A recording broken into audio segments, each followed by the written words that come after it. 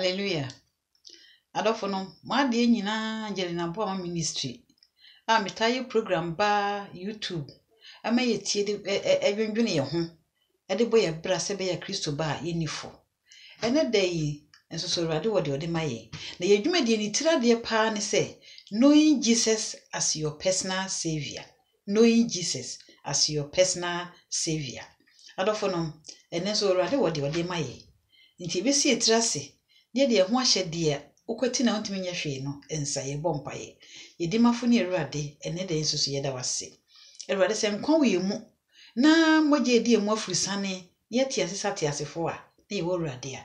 me bompaye e de ho hye wonsa me ne atiefo hye wonsa se Awurade bra be di asemi mu hene ma asemi ka ne hye ase na wie nyinara enye de hye woni munyam Awurade me ho hye wonsa se Awurade ma menya ho brase wa dofo ye nim ma dofo nso fa asopan so ntie na ye fa ne ye a me so oba ye nya yiraba me da wase wadumti amen anopai Awurade asema ode maye no ene dey die no etira de wase whom you obey hwan ni ne awutie no whom you obey hwan ni ne awutie no obi ka se na me de ho yi de metimi a metie benkum obi se me de ho yi de metie nifa adofo nom enyes me nchechim kakra se enye dia ebi a wo ye bema woni wo yire na tie enye se wutie no na me ka ho asem ena obi onso wo ye yire oni kunu na tie enye se wo bra ho ase tie wo kunu wa komapam ni ahobrase mu ena me ka se me busa ho question da bi ena bi a na me ka wo ye adwuma bi wo adwuma mu mpanimfo pa wo ho enti wo no hye wo mase enye se wutie wo mu ama wo ye adwuma kama ma company na koso no enu nti na me bisa sa question na emom no question me bisa no eye nia ede obekoda nkwamu ewiase ni me mienu na wo ho se de Nyankopon bo oba do bo obema no so enu mienu na wo ho enti se wo enye wo nya oba na ye bema ena ni me mienu so wo wiase a ni da so na mo so ba baako ene Jesus Christ baako ene obonefo a utie na unya da nkwa sa we hu ne ye beka sei enu nti no odofo emi yasem na nko Romans chapter 6 verse 16 Romans chapter 6 verse 16 I want to read it from New King James Version. Let's read it. Do you not know that to whom you present yourselves slaves to obey, you are that one's slaves who you obey, whether of sin leading to death or of obedience leading to righteousness. What the Bible can kasanumwa Romans chapter 6 verse number 16 or say monim said de mode mo homa no se akoa a otie no no se bone e de ko owuo mu de o asomra e de ko tini mu de o ono amutie no no ona ne nkoa ne mo hallelujah wo se de wutie no no eya somre e de ko nkwa mu eya soden e de ko bone owuo mu adofo nom wo se de wutie ne se wura no ona na koa ne wo adofo nom da bia wa wonua etaka menua adofo yemfa Yesu Kristo nyi Awurade se wo obonefo fa wo a wodo ye ne ope abiri bia me fan se me fanya example se obi a obonefo afa ndomum no ka che se kokun nipa onye de obonefo ne hye no na ne ho nto no hwe adan no hwe ne esiye obi a wono krofo agi ani hotel bi na watimi afa etuo edi akotu dan no ho di tuo ne wuram gigam wo stregu adofo yiso no nipa be 59 omawu more than 400 people omuso prepara se bonsam fa wo a de odo ye ena obi nso so ama no ho kwan na waya koa de ama Kristo onso tie Awurade asem a ohun sa asem no nyo nko ane dia ese wo de ma edom ti so hia wo kem no de ama o hia wo adwuma no de ama woni obonsa ho kekekora no de ama o ma lift woni kem a no de ama se fa Yesu Kristo no ni wiase ani da so menua dofo enti ehia ma se menua yetie Kristo Yesu yetie bema ba ko pe a ne mu ne nkwa wo no na enkwa no so ni nipa han no so ho ayese obi a me fans wanom enuboni bia na waya addicted awura no aseche se wonya ebinom ya bo so nyina ebi no odwi no se ya odwi no ho adenti a ne kodo so wonya ebinom ya kasa no kra wonte me nua dofo wono no aya akoa ama enuboni a wonom waya akoa ma obi kra timi ya akoa ma konkwansa so wasori mu enso obi sa zo ni Yesu ya o me kwa asora semesi na wabo asori ni din kakraka eho ne ho ketwa na nsia na ebe ya sori no sofu ni nchire se ye sofu prichi o me nua dofo enso no wote asori mu konkwansa we ye sei we ye se me nua dofo senka wotie Kristo a ka we nke betu afiri mu se wotie Kristo a ka de asori be ho ho ho ewo bra asori no chire ye no wo betie na wananti musa wasi winim se ne wotie ne sakoa no wono de wodo ahoma no se wura no wona na koa ne wo binu adofo wan na wotie no minim obi a mese wotimi edi obi a ne kunu kwabru chire ho konkonsa asmesi opeme magoro asmesi we hunu wotimembem asmesi wobo we no ya bebo no wotimi edi nipa ho konkonsa ma be ma no se minim se mi amete ha no de magimi ena memete ne wese na wo so te machi ena oye ne awope ena ekọ minu adofo wan na wotie no odofo obi timi tie obi saa kan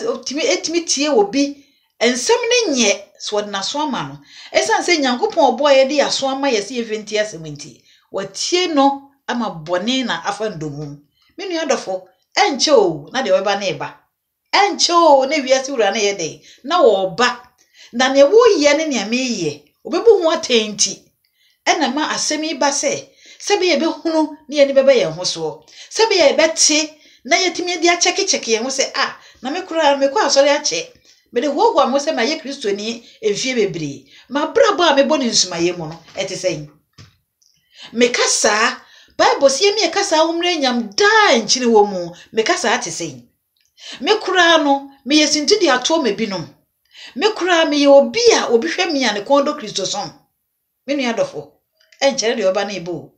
ana wo so kanyame wo kasem pei pause me kasem kire binom no me hwe me wo so yie na manye ne emfra me nua dofo de me ne wo ye no eni asempa no ekọ eya de kro ana asempa ne tintin be sei ena wo so abrabo be sei me nua dofo eba ne saade a na there is a question mark. Is a question mark wo me ne wo ho de a ene na yensa kira ya dwen na bere na ben adofo no mommy yensa kira ya dwen na bere na ben ampara mommy yensa kira ya dwen na bere na ben ampara mommy yensa kira ya dwen na bere na ben yo adofo mommy yensa kira ya dwen na ben adofo no nieme nyina edi adanse woti nsem ekoso a na ya hometi sem ne awerewosem adofo no Bible na kasa mire ne ko na wie ya ebere mu odin beba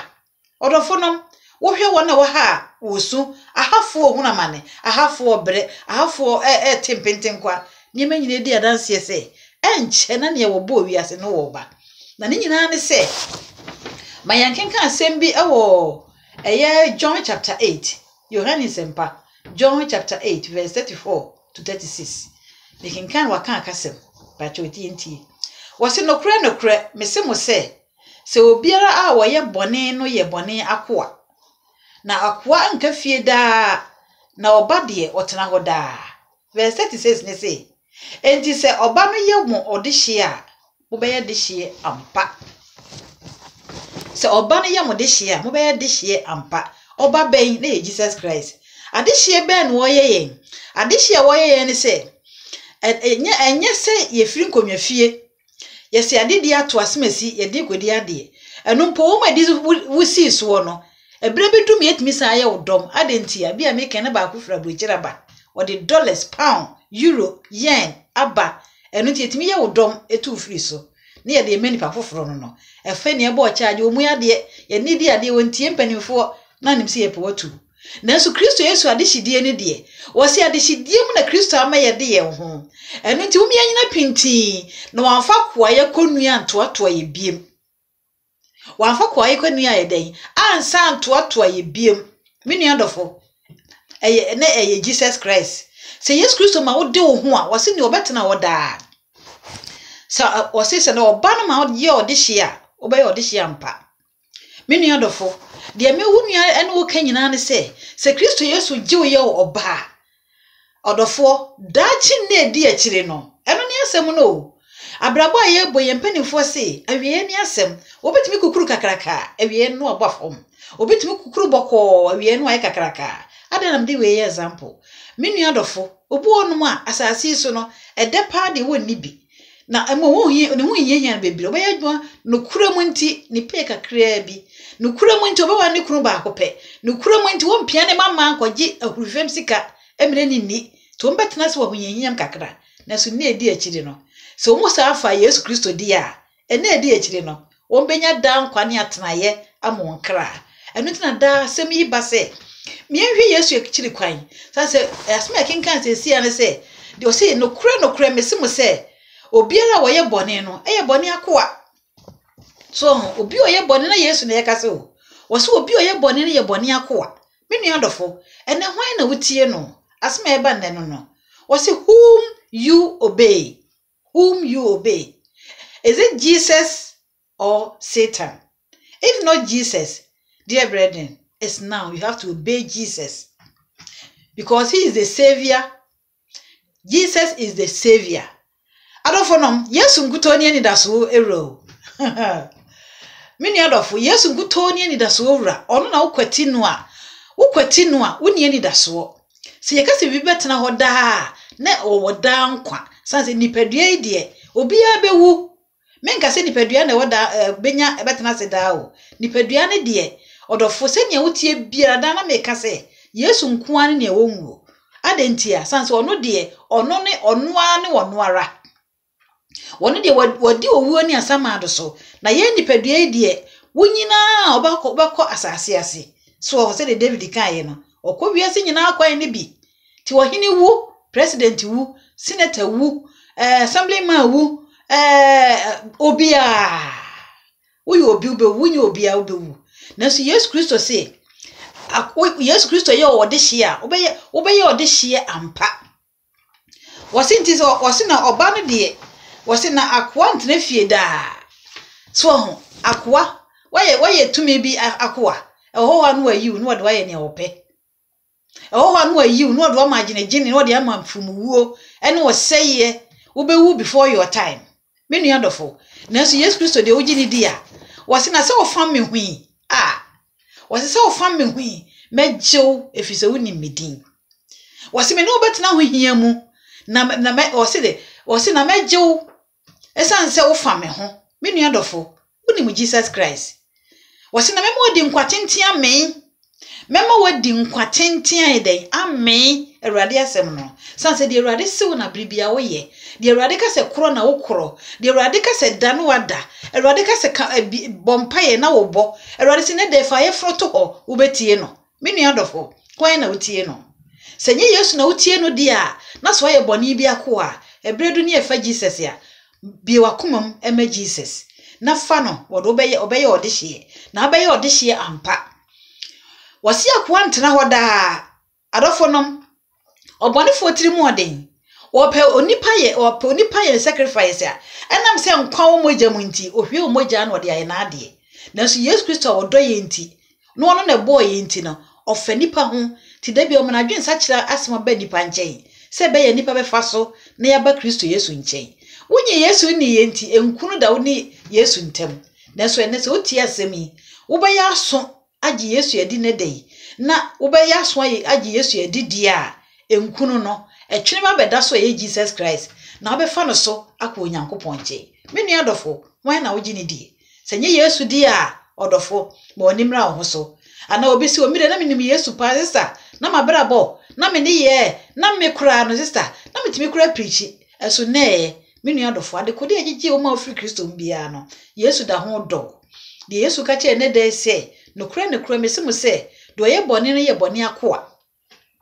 na kwa nka fie na mo se oji Yesu Kristo didi a obeye ode hie na obetena wo da ne sei nipadua ewu mpa wo se meni owu sori ne nkwa na ne oji me die so owu kura obesan nyane no obenya nkwa me nua dofo na enkwa Bible kan na ye da nkwa me nua dofo so ope da nkwa de a ebra wo nua de asem ibe na wieye de me ka nyina ne se ye be fa Yesu Kristo aye Awurade odofo so de asomre ne akoma pa ne akoma mre na age Awurade adi a enka na me kwa asore kwa wo kra na usa da bi so wo kwa asore na misha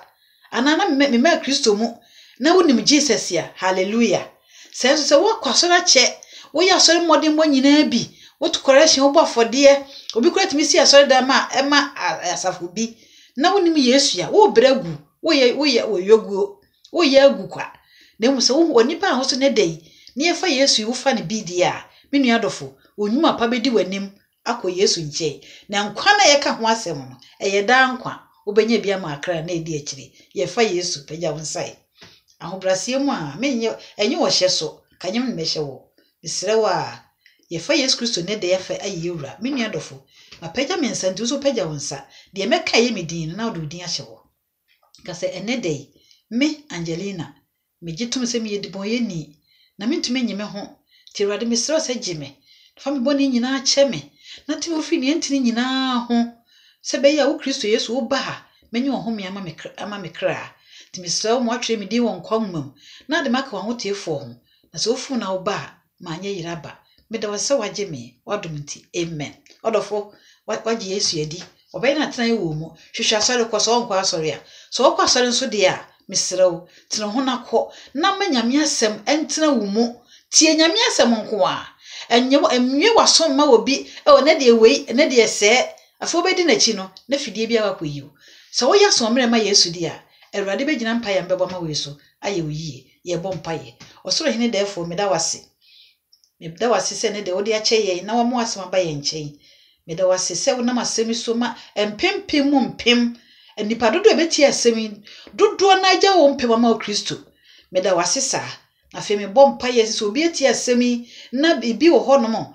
bibi agege na Awurade ge no se Awurade Nyankopon yare bi so wo bi bremu a na masemi so bra wo tie wo bi na kuma ma wo no wo wura ni padua no ma yare ni ntunko na wonne na ho Awurade me koso bo mpa ye se obi wakoma so ade a wontimi pon kanche nipa na agege no na ege na sabamu a men ntina ne kan ko no Kristo a na waji wadi Awurade man onne na ho